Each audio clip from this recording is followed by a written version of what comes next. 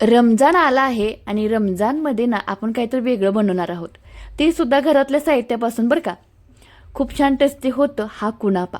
घरगुती साहित्यामध्ये तयार होणारा कुनापा कशा पद्धतीने तयार करायचा, चला तुम्हाला दाखवते.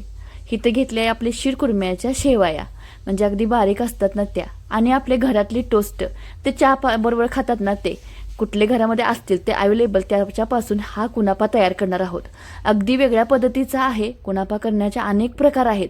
त्यातलाच आपला घरगुती टाईपमध्ये कुनापा बनवायचा कसा, त्यातला हा प्रकार आहे बरं का. खूप छान चवीला लागतो. अगदी नवीन रेसिपी आहे. मिठाई म्हणली तरीसुद्धा चालते ह्याला, आणि कुनापा म्हणलं तरीसुद्धा. तर आपण जे टोस्ट बारीक करून घेतलं होतं मिक्सरमध्ये, ते आहे ते पहिल्यांदा बेस केला आहे. मी थोड्या प्रमाणात केला होता, त्यामुळं छोटा डबा घेतला आहे. चौकोनी कुठलंही तुम्ही भांडं घेतलं तरी चालतं, गोल, चौकोनी, त्रिकोणी वगैरे. आणि त्यामध्ये आपण सगळीकडे पसरून दाबून घेणार आहोत. नंतर जे दुसरा बेस येणार आहे ते इथं करणार आहोत इथं. तर इथं मी दूध वापरले, अंदाजपंचे दूध घेतलं आहे. तर इथं साधारणतः 2 वाटी दूध इथं घेतलं आहे, आणि त्याच्यापासून आपण आटवून 1 वाटी किंवा अर्धी वाटी असं करणार आहोत. आणि लवकर लवकर आटवण्यासाठी मी इथं घातलं आहे घटसर येण्यासाठी, आणि त्यातली चव छान लागण्यासाठी कस्टर्ड पावडर वापरली आहे. त्याचा फ्लेवर कोणताही असला तरी चालतो. तर आपण घातलं आहे. थोड्या दुधामध्ये आपण मिक्स करून घेणार आहोत, त्यामुळे गाठी तयार होत नाहीत, आणि दूधसुद्धा ह्यामुळं आटलं जातं, आणि ह्याचा फ्लेवरसुद्धा छान येतो. तुम्ही कसल्या प्रकारचे कुनापे खाल्ले आहेत ते सुद्धा मला कमेंट करायला अजिबात विसरू नका बरं का.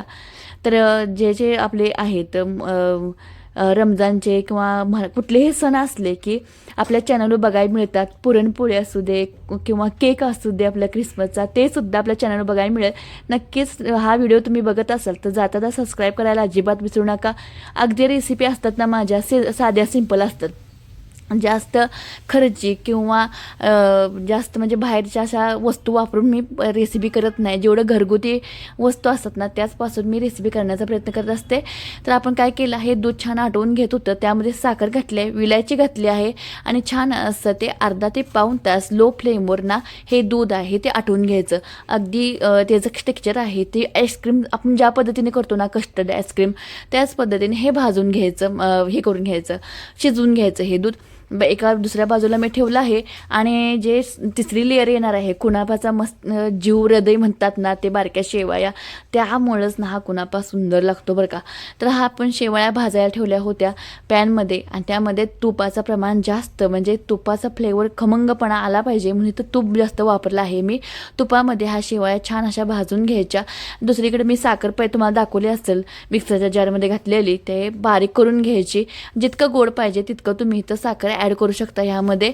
आणि ही साखर आहे ती साखर पावडर आहे ती शेवयामध्ये घालून घ्यायची. आपण तूपमध्ये अगोदर भाजून घेतल्या लो फ्लेमवर, आणि नंतर ह्यामध्ये घातले साखर, म्हणजे जी वरची लेअर आहे ती सुद्धा गोड लागली पाहिजे, क्रंची लागली पाहिजे, आणि तुपाचा आस्वादसुद्धा आला पाहिजे त्यामध्ये. म्हणजे ही मिठाई आहे ना अगदी सोनपापडीसारखी लागते. तर इकडं बघा दूधसुद्धा लवकर थंड होण्यासाठी मी गार पाण्यात ठेवलं आहे, आणि ह्याची बघा रबडीच झाली आहे तयार. जसं थंड होईल तसं ते घटसरपणा त्याला येत असतो. तर पहिली लेअर आपण टोस्टची केली होती, त्यामुळं ना असं वेगळंच फ्लेवर लागतो. अगदी खालचं आहे ते टोस्टचं पावडर, वरती दुसऱ्या लेअर आहे ते आपण दुधाची रबडी करून घेतली आहे. कॉर्नफ्लावरचं पीठ घालून, किंवा कॉर्नफ्लावरचं सुद्धा पीठ चालतं, किंवा कस्टर्ड पावडर, दोन्हीतलं कुठलंही वापरलं तरी चालतं. आमच्या घरामध्ये कस्टर्ड पावडर अवेलेबल होती म्हणून मी तर कस्टर्ड पावडर चा वापर केला आहे. आणि तिसरी लेअर आहे ती शेवयाची, गोड शेवयाची. ह्याच्यामुळं तर खूप वेगळापणा येतो ह्या कुनाफाला. कुनाफाचा जीवच म्हणतात ह्या बारीक शेवयाला. तर ह्यापासून आपण शिरकुर्मा सुद्धा खाल्ला असेल ह्याचा. आणि रमजान स्पेशल हे मी केलं आहे, ज्याच्या घरी हे उपवास केला जातो तर त्यांनी नक्कीच ह्या पद्धतीने रेसिपी करून बघा. खूप सुंदर लागते, वेगळी मिठाई आहे, आणि घरामध्ये सहजरित्या वस्तूपासून तयार होणारी आहे. तर हे आता हा कुनापा आहे तो सेट होण्यासाठी मी फ्रीजमध्ये अर्धा तास ठेवला होता. म्हणजे आतला मधला जो लेअर आहे तो घटसर होतो, आणि जेव्हा तोंडात टाकतो ना एकदम विरघळून जातं बरं का. खूप सुंदर लागतो, आणि केल्यानंतर तुम्ही म्हणणारच ताई खूप सुंदर ही रेसिपी तुम्ही सांगितलं आहे. मग ते कोणीही करू शकेल असं पद्धतीनं आहे. टोस्टचा कुठलाही टोस्ट कंपनीचं घ्या तरीसुद्धा चालतं.